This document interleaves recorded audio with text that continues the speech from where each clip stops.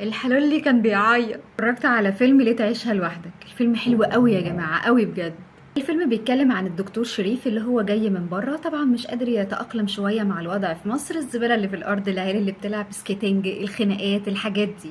بيبدأ يدور على صاحبه القديم اللي هو عمر، هو خالد الصاوي. ايه الأداء ده يا فنان، ايه ده والله. حتة تانية الراجل ده يا جماعة بجد. أو صديقهم يعني التالت هو محمد رضوان. طالع بقى عايش لوحده، ولاده ما بيسألوش عليه خالص، بس عنده كلب.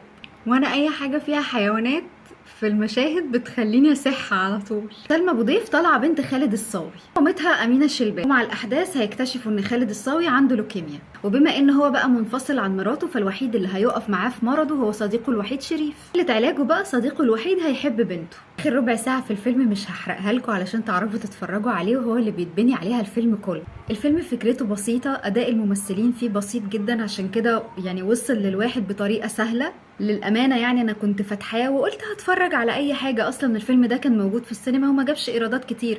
بس بصراحة بعد ما اتفرجت عليه أنا لو كنت دخلت سينما كنت هتبسط قوي. فيلم كده ببساطة في الآخر عايز يقولك إنك لو بتحب حد ما تسيبوش، عشان ممكن تصحى في يوم ما تلاقيهوش. اتفرج فيكم على الفيلم يقول لي إيه رأيه.